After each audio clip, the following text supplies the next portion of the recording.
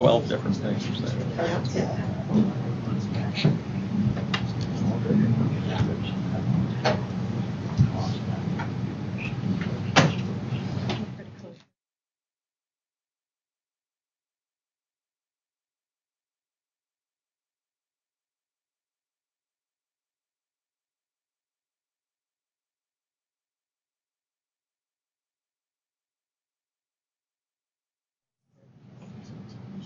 Okay, I'm going to call the meeting to order, but before we do the Pledge of Allegiance, I'd like to introduce Mr. Larry Thomas, our acting superintendent, so everybody knows who's at the table here.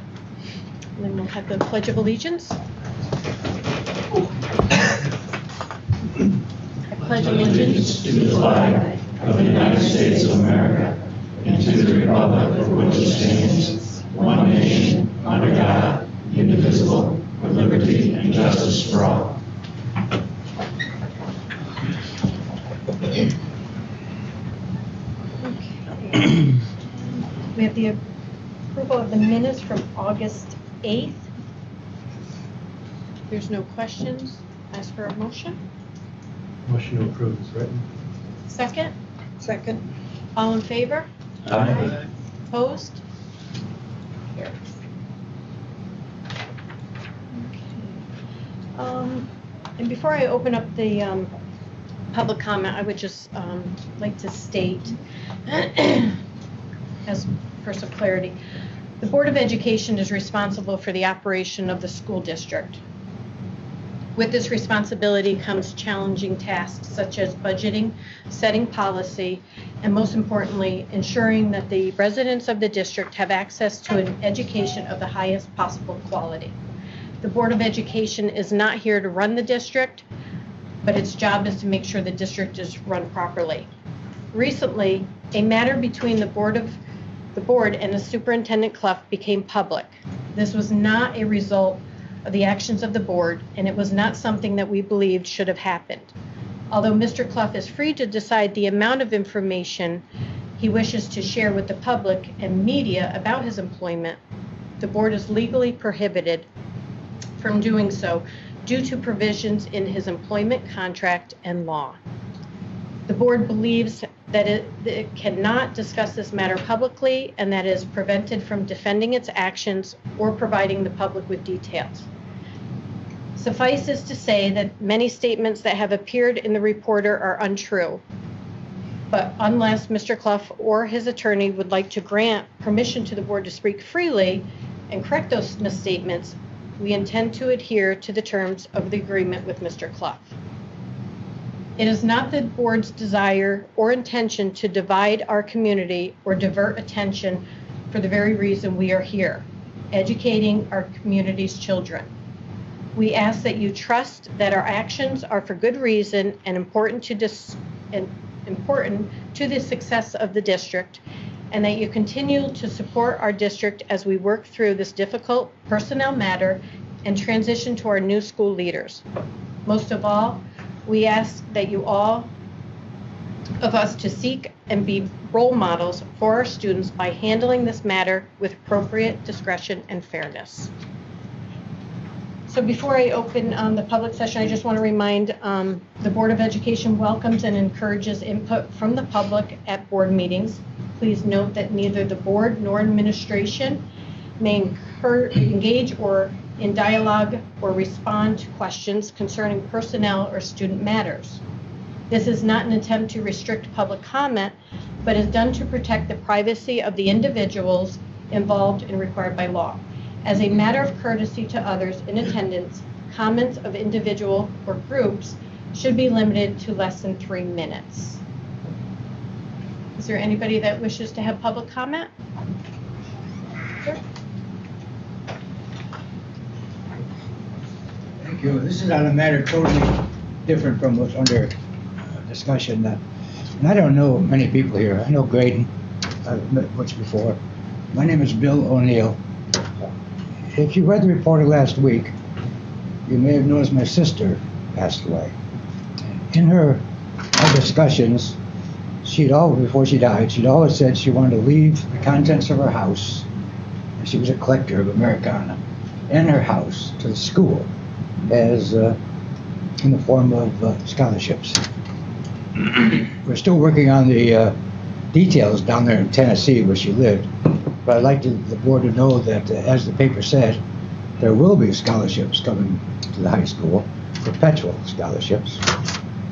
One for the college bound, and we often talked about the lack of trades in the country, so one scholarship will be for the trades, and details have to be worked out. I don't know who in the board I will talk to about working out those details, but as the paper said, in time those scholarships will be sent to here. There's been a big problem down there with death certificates, me being from New York, and she was a widow with no children, died at home. I'm the only sibling. So there's been and being a New Yorker and from dealing with Tennessee is a little bit different down there. We have a lawyer, he's a good guy, if you can understand him, he's a good guy. He says in the 28 years of his states, he's never seen this kind of a problem in getting a death certificate. It takes generally 3 to 10 days to get one. It's now been 7 weeks. Oh. We're flying down, my wife and I are flying down there Thursday to try to get things straightened out. But the scholarships will be coming, and she never forgot where she came from. Nice. Neither have I. Well, we want to, first Sure. of all, we're very sorry for your loss. Thank you. And secondly, we're very grateful that your sister has chosen to do that. Our students will benefit greatly from that. It will. You should contact Corey Frainer. Okay, we'll do that. And you may recognize the last name. The school is named Yes, it is. after. Yeah. Thank you. Thank you so much. Appreciate it. Shall I sign in? Yes, please.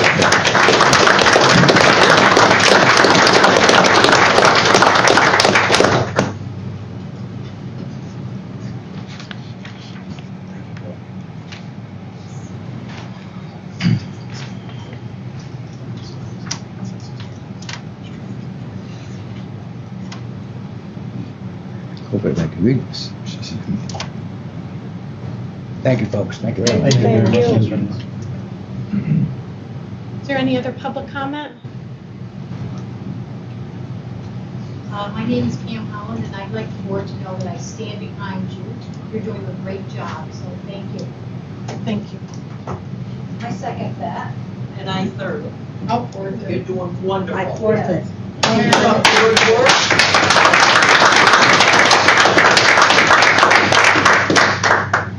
Is there any other public comment? Yeah, I'm going to comment. This is kind of a little difficult for me because I really don't want to be here. But I'm going to ask a couple questions, and then I'm going to tell a little story. And the questions have nothing to do with personnel or students.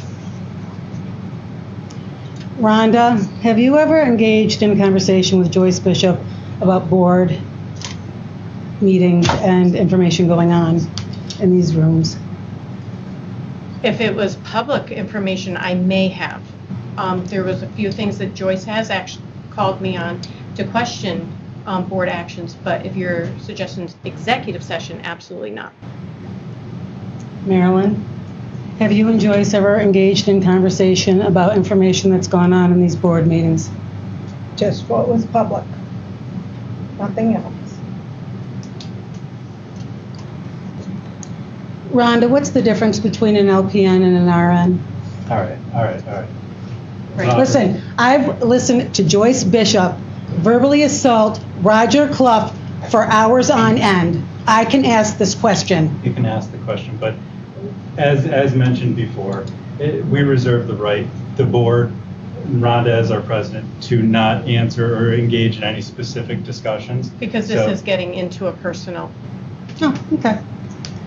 Well, you know, one of the things that I find interesting is Joyce Bishop hasn't liked Roger since his very first meeting here, making comments about him and his wife dress, how they don't belong here, and how they had a Raymore and Flanagan's truck come, and that is just not how things are done here. Okay, well, but And since we then- cannot comment on that. I don't want you to She's comment. not I'm she's talking. Not a board member. I don't want you to comment. I'm talking. I said I'm going to tell you a story. So ever since then, every single person that has had an issue with this school she attached herself to. Every single person. Her grandchildren seem to be doing fine here. And her grandchildren's mother is active in the PTA and seems to be doing fine here. Okay, but there again, that is a directive to Joyce Bishop. It has nothing to do with the Board of Education or education. Well, I think it towards our does because children. she comes here. And I will tell you one thing. Roger was hired here to clean up a lot of stuff that was going wrong here. And in doing so, sometimes there's some transitions that people don't like. And although there was a lot of stuff that was posted on social media by Joyce Bishop, I have friends that are administrators from where I'm from, and I had them research it. I had them research the Walton Central School website to a T, and they said he's doing a good job. He'll square it right away. He's a smart man. When he first came on board, there was a teacher, a special education teacher in the elementary school. I didn't know her, but I did hear that she lost her job. So in doing so, I know how important early intervention is, particularly in elementary school, so I sent him a message. Now, obviously, he didn't respond because it's a personnel issue, but I think it's important for me to advocate for what I think is right. Because I have a past too, and I've been fired from jobs because I resisted change. So I wanted this teacher to be cut a break. When I spoke to another staff member, she did say that Roger did offer the teacher her job back, but she declined, and that's okay. But I don't think that, it sounds like, even though I read what I read in the reporter, I think he was doing a fantastic job. And I'm telling you right now, if you don't stop Joyce Bishop, you're going to have a problem all the time. She's not going to like anything. And that's all I have to say. Because all you are brand new. I don't know about you, but I don't know how to run a school. So really think about your actions. Is there anybody else for public comment?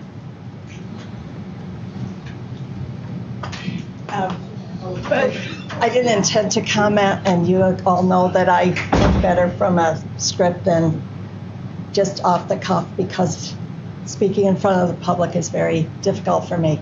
I have no idea anything that I have access to is absolutely public. I do my homework and I do my research. And I look at the school website, and I come to meetings, and I read the minutes, and I also check things out with the New York State Department of Education and some of the other places that there is public access. So I am sorry that Mrs. Howe has an issue with me. Obviously, she does. There's nothing I can do about that. Thank you. Yeah. And there's nothing. Right. And this Right. isn't something that you have to address with us. Right. but Right. We, I do appreciate want it, but, to say that I've run for the school board numerous times. I have run against, I looked around, every single one of you sitting here, you won, you're in the position, you were elected, you are the representatives of the people, and I will support you because you are the elected representatives. Thank you. So, okay? Thank you. Is there any further public comment? I just got a question, Rhonda. Do you know the laws that you're quoting, the numbers of them and stuff, so folks can look them up? You say, everybody always says I can't talk about it because of the law, but you never give a number that we can look up the law, what you're talking about. And my second question is, do you believe in conflict of interest in any board members? we have to sign a conflict of interest disclosure for service on this particular board, yes. You have to sign one? Yes. Who agrees to that? Just you guys? Yeah. So everybody has to trust that Tracy can't come to Rhonda and say, hey, I need something. And if that Okay, conflict might be there, somebody should be reported. Thank you. That's a personal attack, and we're just going to stop it there. We do sign Well, I a knew you would, conflict of 'cause that's interest, what I questioned about. but that's not the conflict of interest that we actually sign. So you don't believe it? Thank you. Is there any other public comment? Okay. You said there was nobody else in the... No, Okay. All There's no one right. in the auditorium. no one's in the auditorium. Okay. All right, we will close that. All right, so we have, we're up to item 4, discussion items. And let's see, actually, I would like to have our attorney, Robert Schofield, come up. As you are aware of the article that was in the Reporter addressing the open meetings law, would you like to comment on that? Sure, absolutely. I know that the board had some questions when it read the article about whether or not there were any aspects of the criticisms that were contained in the Reporter article relating to the August 8th meeting and then the subsequent meeting on August 22nd, I believe it was. And as we discussed both at the 8th and at the 22nd, I believed it was actually very important for the board to take the actions that it did at both of those meetings, the discussions that occurred during August 8th and the actions that occurred at the subsequent meeting on August 22nd in executive session. As we talked about, the reason for that is the provision in the superintendent's contract that requires you to deal with it that way. So had we not done that, had we not gone into executive session to deal with those issues, I think you actually would have been violating a contract and subjecting yourselves to potential liability, which that's not in anybody's interest to do. And so the questions that were posed by some of you about whether that was proper, whether there was something that we could have or should have done differently about that, the answer is no. I think you needed to do exactly what you did with respect to adhering to that contract and staying in executive session to discuss those matters on the 8th and to deal with the matter on the 22nd. Right. It is, as everyone knows at the board, it is a basis for your removal as a trustee to violate board executive session. Okay. This board cannot go and discuss the matters that are before it during executive session outside the public meetings. We've talked about that. You understand that. The commissioners ruled on that previously. So that's one of the reasons that the board can't speak to these issues. Under the Public Officers Law, under sections 87 through 90 of the Public Officers Law, which deals with open meetings, those are the provisions that deal with executive sessions and deal with what can and can't be discussed in an open meeting. There's a specific statute in New York called the Personal Privacy Protection Act that goes to these issues. And in addition, you're dealing with a very specific contractual provision in the contract that requires confidentiality in those issues. So I appreciate that question. I hope that's enough of an answer for you. But to the board members, that's really the issue that's driving it. So obviously you hire us to give you the best possible advice that we can give you. You hire us to give you advice and opinions on what the law requires you to do. I believe that you've done that correctly up until this point. As long as you follow my advice, I believe you'll continue to do that. And that's what our goal is, okay? This is a tough process. We've talked about it. We don't want to make the process work by not following the rules.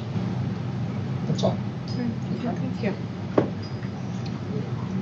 Corey, we addressed this last time, the nominations of the 2017 Distinguished Service Member. I have 3 and I'm getting ready to send them out. I'm waiting for one description. Hi. All right. Correspondence. We didn't do anything with the CP or the CSE and the CPSE? We didn't have anything. Okay. All right, number 5, correspondence information. I don't believe we have anything at this time. No. All right, additions to the agenda.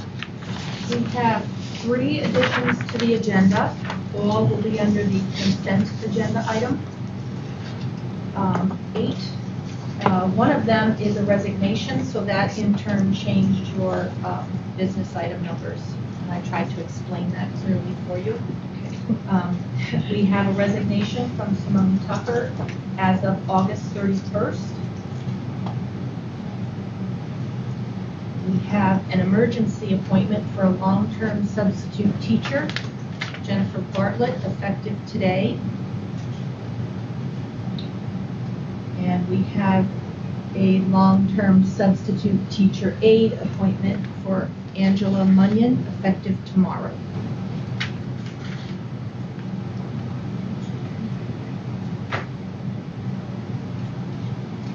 Okay, so there again, our consent agenda consists of the financial reports, which because of the meeting that we just had 2 weeks ago, there's not much to add to this one, so we just have the audits, the claim audits. Declare Bus Driver Appreciation Day on October 17th, and then also declare Educational Support Personnel Appreciation Day on November 14th. So mark the calendars for that. And then we have the emergency appointments and the personnel appointments. And then the approval of the substitute rosters. And I believe that is it, right? Yes. So You're going to do board business first. That would be the closing. Mr. Thomas. Yes. Pull that up here.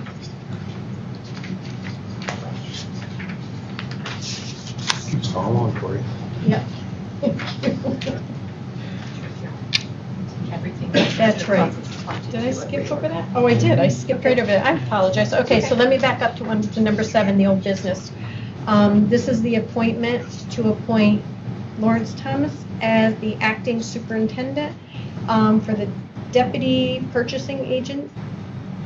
And then we also have the approved for all budget transfers, the certified payroll, approved conference attendance, apply for approved state and federal grants, and No Child Left Behind certificate or certification, sorry. And then the also the committee appointments, the district safety committee, district incident team for the elementary and middle and high. So we have a motion. I'll move it. Second. Second. All in favor? Aye. Opposed? Okay, sorry about that. Okay, so now we're back up to the consent agendas. Do we have a motion for consent? I'll make a motion. Second? I'll second. All in favor?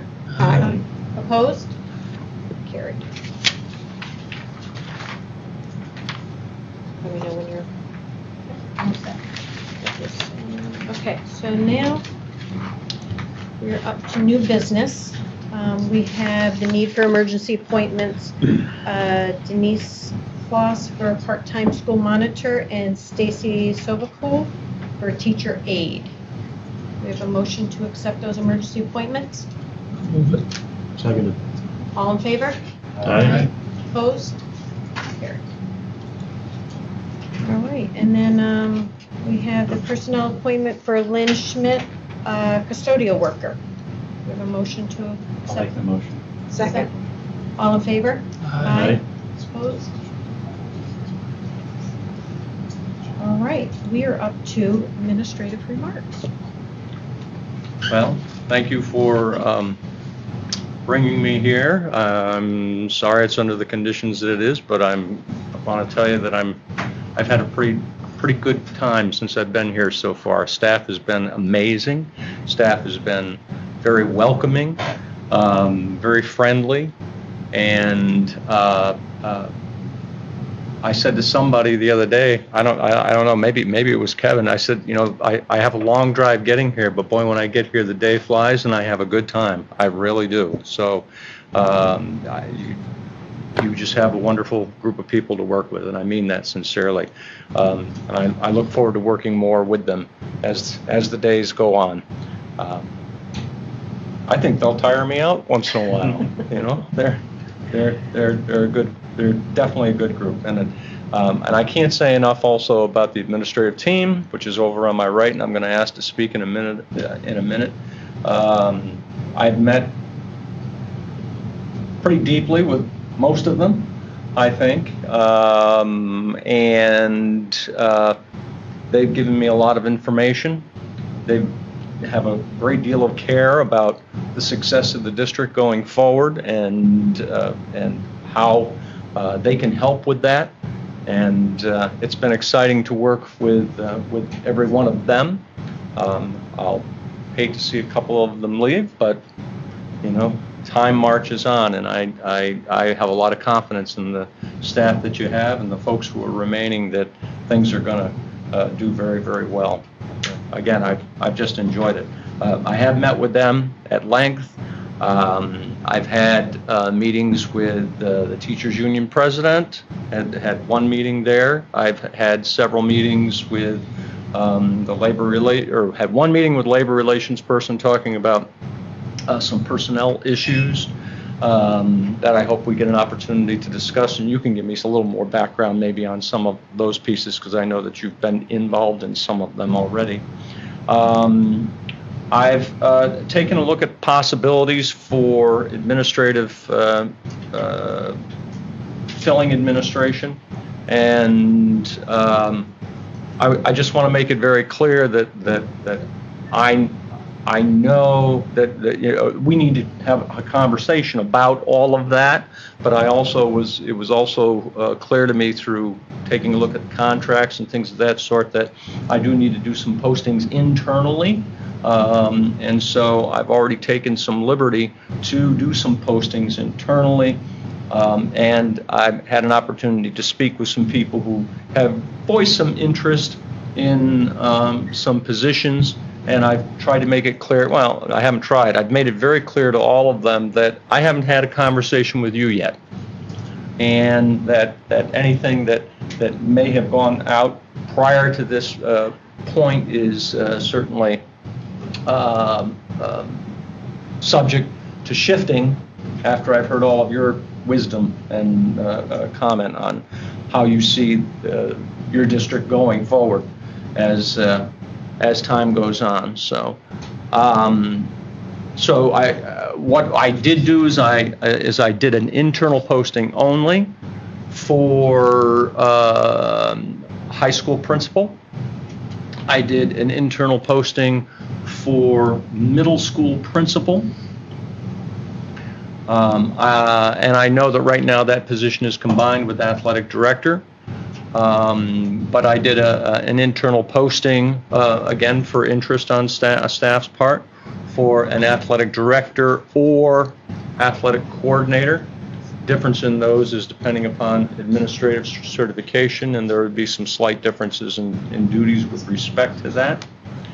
I did do an internal posting for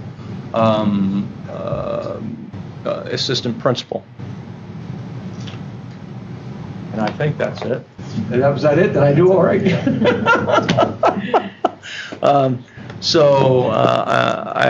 I have posted those pieces internally, and that's as far as I've gone at this point with it, knowing that we would have a meeting coming up, and that we could perhaps talk about some things there either now or what if you at today's meeting or at another meeting.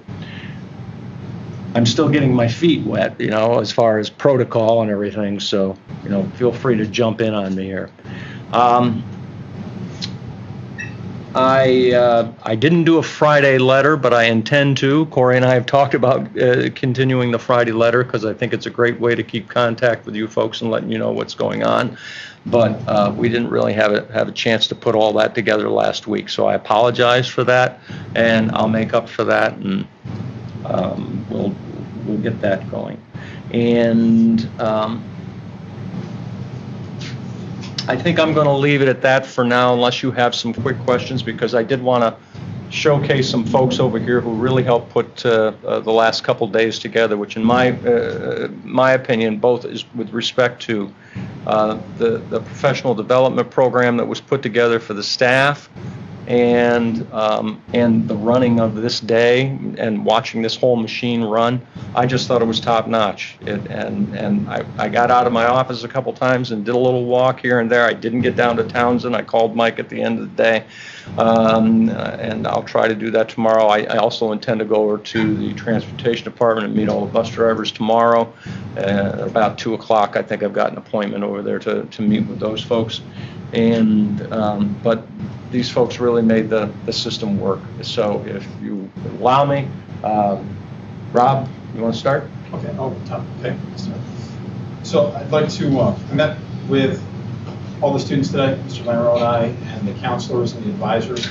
Met with each grade level, 9 through 12, for about 25 minutes for each class, just to welcome them back, talk about some high points from last school year, get them amped up and proud of themselves. We talked about our unofficial 91.6% graduation rate, up almost 10%. Said, you know, you guys are freshmen coming in. That's something you're going to have to live up to now. We talked about the U.S. News and World Report bronze medal school status for the high school. Told all the kids, especially the sophomores, juniors, and seniors, that they were a huge part of that. The New York State Public High School Athletic Association Scholar Athlete School of Excellence. Talked about that with the kids. So it was a huge honor last year. Mr. Gates is going to talk about this a little bit, about our PTSA now being a 612 PTSA, which is really a huge deal. Some of the things that we're looking forward to, freshman advisory this year. We talked about that with the kids, particularly the freshman class, where we did some scheduling with teachers and students, so it's more like a team atmosphere, just like middle school is a transition. We're going to have workshops, assemblies for students on study skills, career planning, mental health, and social issues. And then, of course, our open house. We had, for high school, I thought we had a very good turnout. We had 62% of our student body and parents attend. Broke down to about 29 seniors, 41 juniors, 41 sophomores, 56 freshmen. We had a flex schedule so that students could get in here on their own time. They could get to a session and or drop in. Very smooth first day.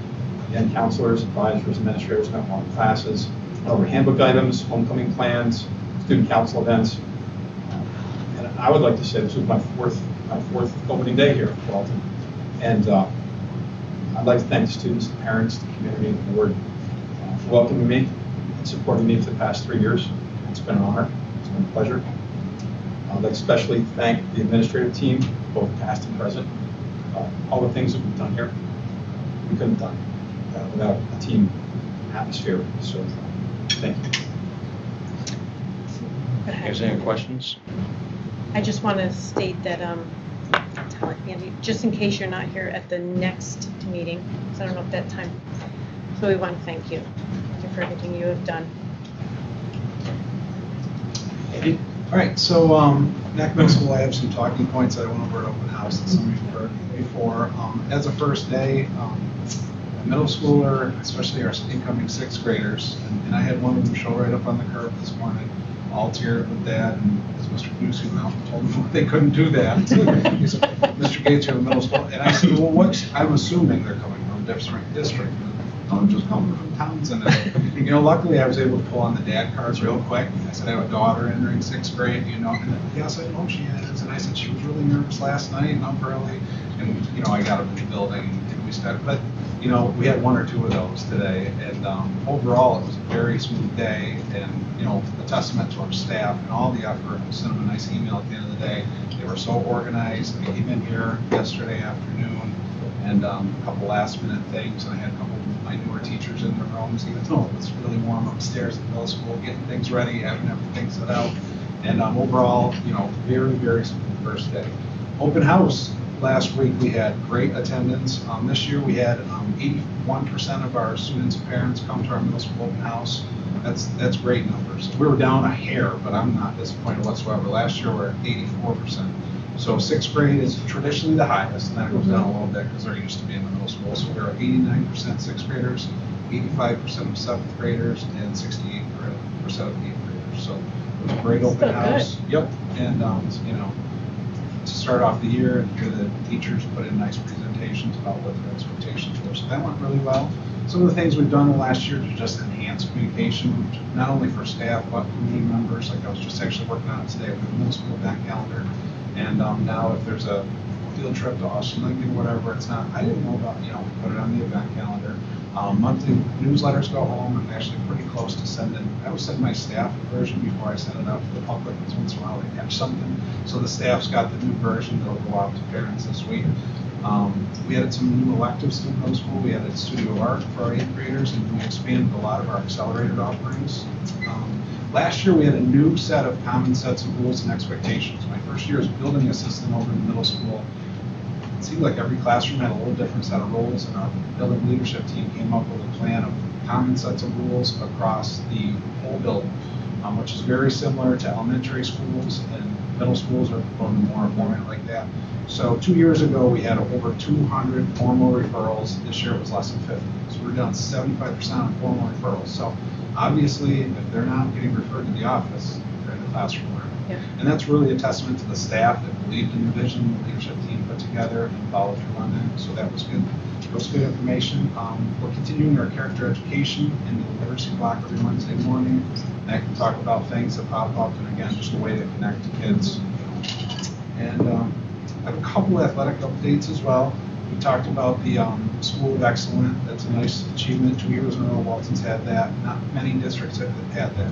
When I was hired here as the athletic director 6 years ago, I had a vision of student athletes and having community rally around good sportsmanship. And I want to thank the Board of Education, the former administrative team, the parents, the teachers, the coaches. I mean, I got an email when I opened my email this morning from the football opponent that we played, and their athletic director saying they had some of their chain gang guys not show up.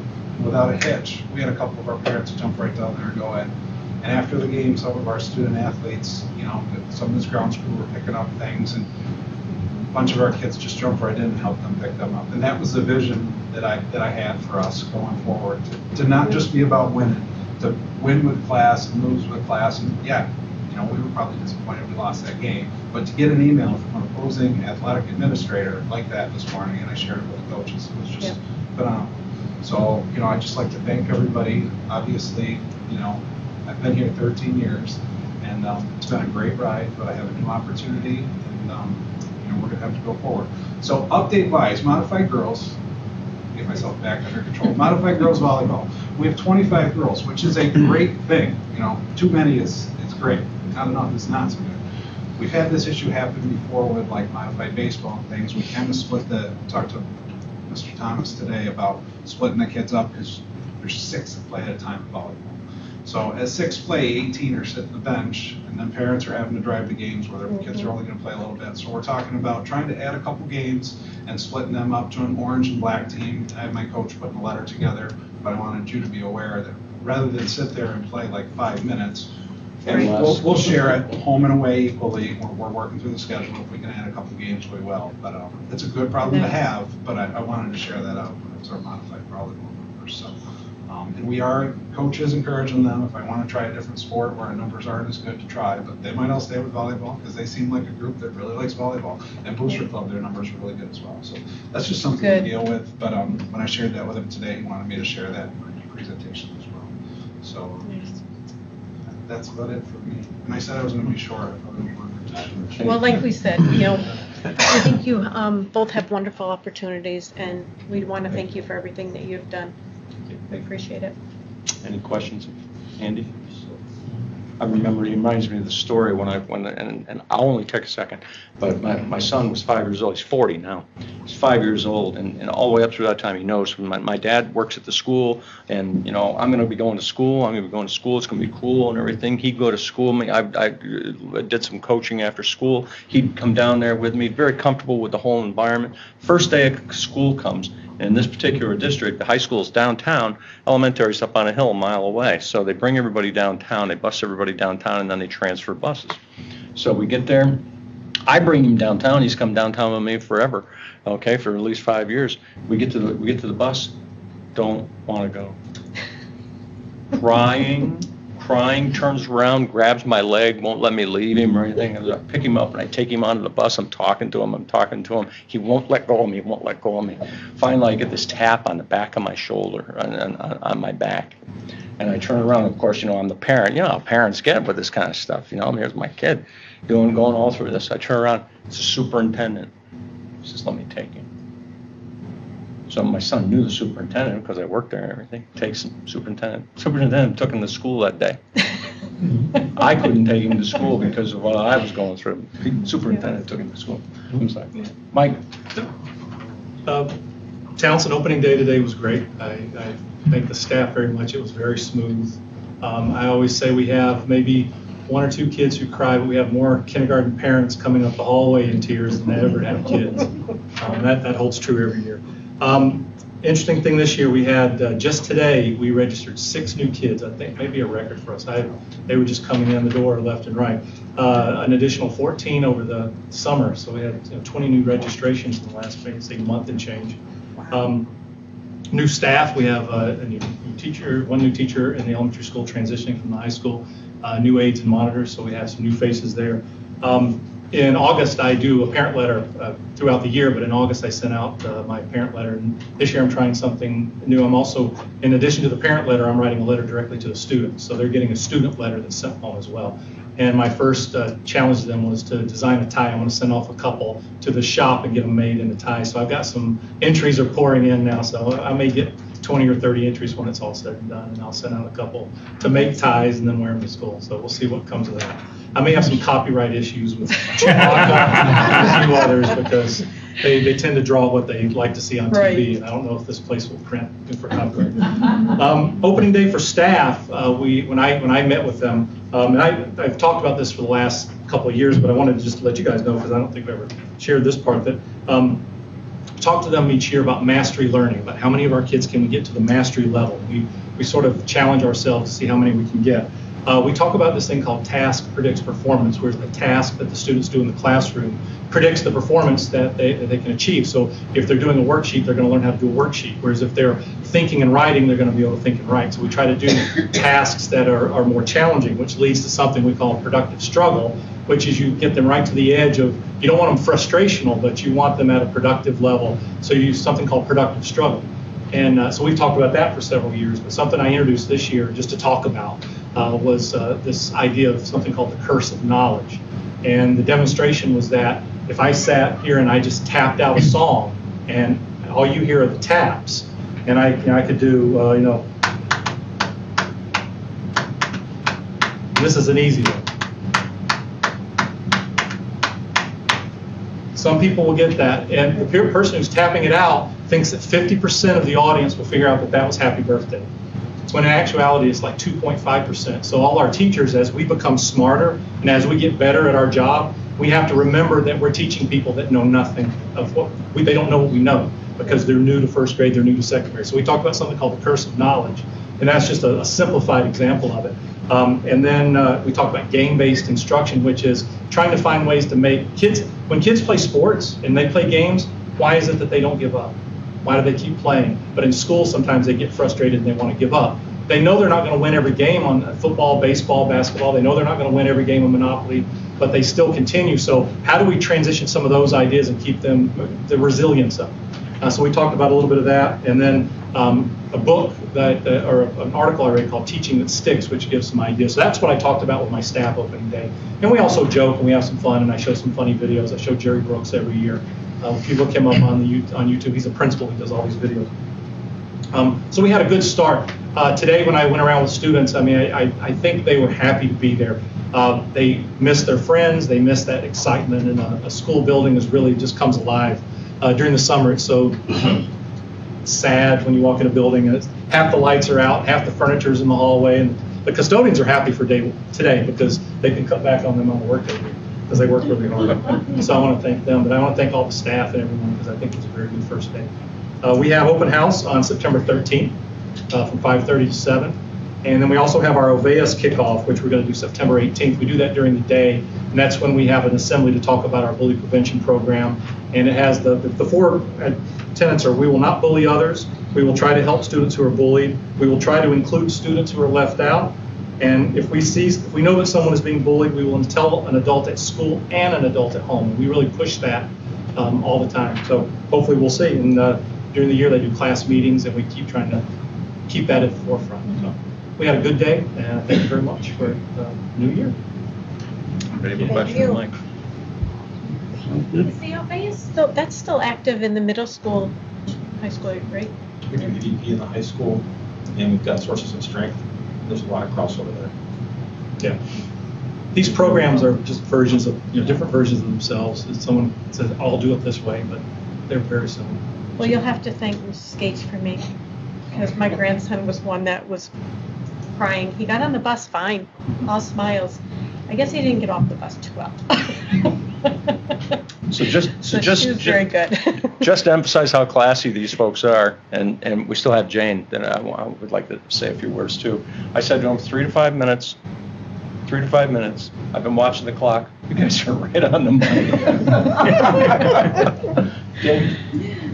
Good evening.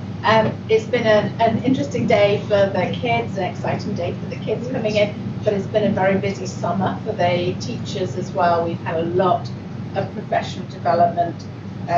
So we started off the year the summer with a professional development institute, and this is something that I wanted to give the teachers the richest professional development that we can afford, really. So we started off with 2 weeks in the early summer of professional development, specifically in math, in ELA, and also in technology, with BOCES instructors coming in and coming to our district. I think in the past they've been maybe a little reluctant, or they haven't kind of shown up. But here they did, and we had some wonderful days of professional development. We also had in-house professional development, because something that the departmental leaders wanted was to look at alignment of curricula, both vertical and horizontal alignment of the curriculum, and they got to do what they wanted. The department leaders specifically asked me for that. So as soon as results started coming in from regents, I was feeding those results to the teachers, and they were able to come in and meet and talk about some of the deficits, some areas that maybe need to be more of a focus. I also gave the teachers time to plan their open house presentation. So they came in over the summer and were fully prepared, and from what I'm hearing, it paid off, because there were some very good presentations, some great PowerPoints, information given to the parents, because we've given them the time over the summer to do that. And if you ask teachers, what is the one thing I can give you to help you in your profession, they will always say time. And so they got it this summer, and look what they did with it. They did a fantastic job with it. So we had teacher-inspired workshops, we had teacher-led workshops, we had teams and collaboration. Then we had professional development over the last 3 superintendents' days in response to recommendations that kind of outside agencies have recommended.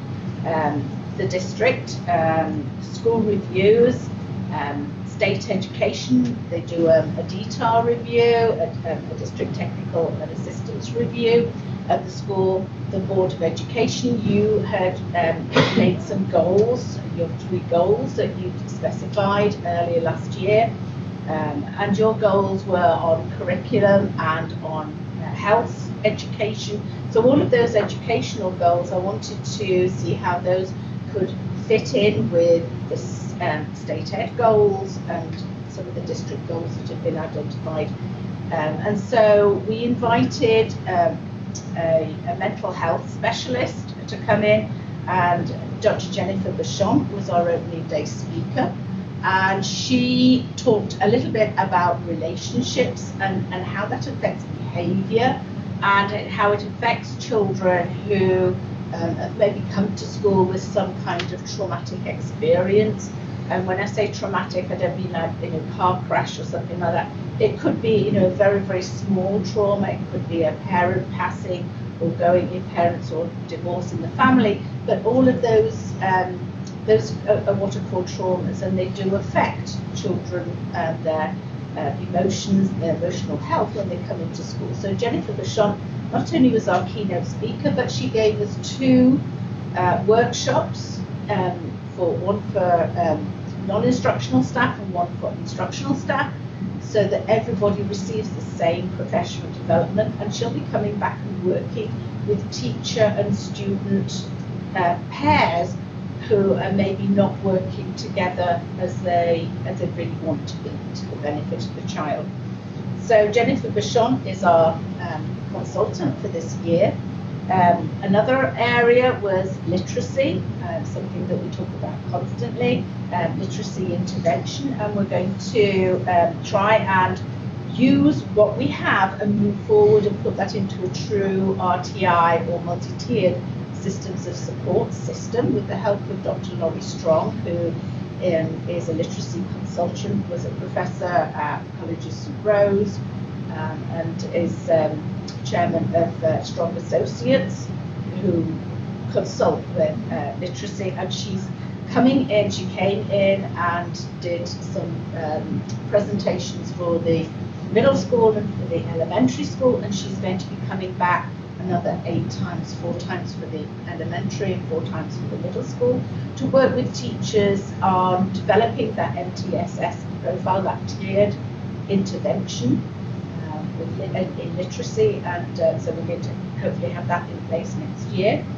And then the high school recognised that we need to move towards the 21st century skills that State Ed keep telling us that our children need to be, to have in order to be work ready, college and work ready.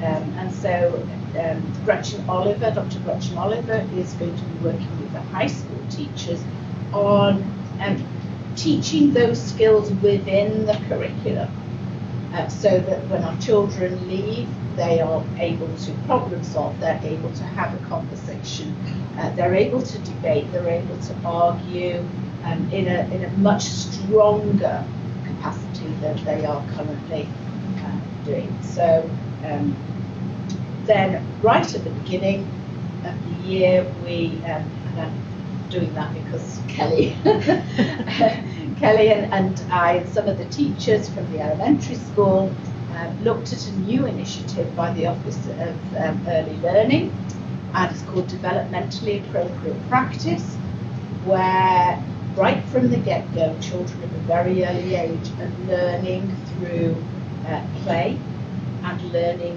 through doing things, through manipulatives and through really asking questions and problem solving. So we're going to start our 21st century skill in pre-kindergarten. So it's going to be a busy year. Wow, thank you. Nice. Any other questions? So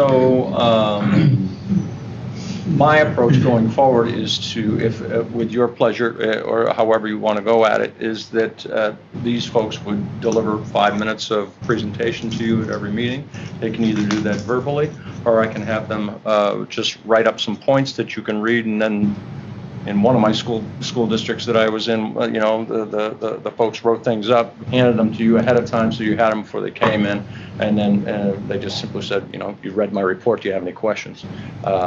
Obviously, the advantage of this is other folks get to hear things too, so we can talk about that, but that's sort of where I'm trying to head with their being responsive to you and to let you know, keep you in the loop about what's going on. I do have a specific staff person that I do need to speak with you about in executive session. But before I do, I did want to say that with respect to filling a couple of the holes that we're about to have here, there are a couple options. One of them is to go right out and try to find somebody and hire somebody who's going to be a full-time person. Another option is to hire someone who, as like myself, is perhaps retired and would come and work at a per diem rate to as an interim. If my intention would probably be, at least again until we have a conversation, but my initial intention would be, if we were going with an interim, then I would probably, because that's a temporary position, then I would try to contact my contacts as best as I could. And I've already called some other BOCES superintendents and said, hey, in your BOCES, do you know of anybody? Those kinds of things. I don't know everybody in the world. I don't. But I do have some friends that I can call, some associates that I can call who might know some other folks. And so if it was going to be an interim short-term position, then the notion would be to try to get someone in here as quickly as possible, and perhaps have them cross-train a little bit, or you know, train up a little bit with Rob and Andy respectively, and have them fill in that gap until such time as we could actually put together a full-scale search.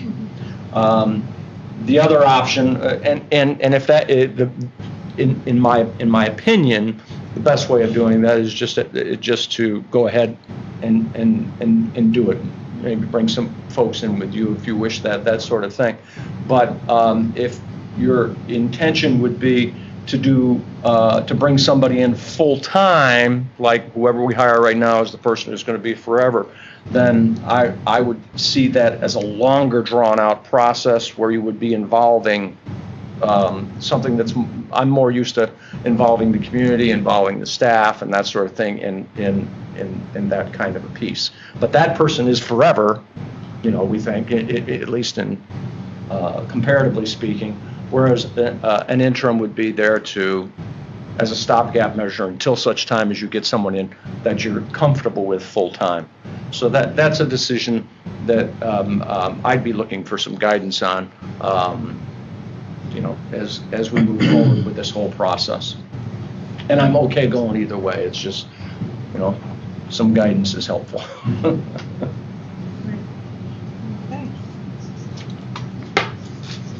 Do you have any questions?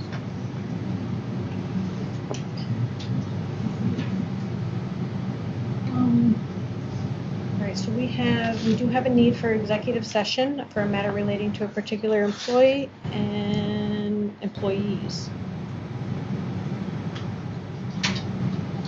Employees. I'll make the motion. Motion? Second? Second. All in favor? Aye. Opposed? All right. All right.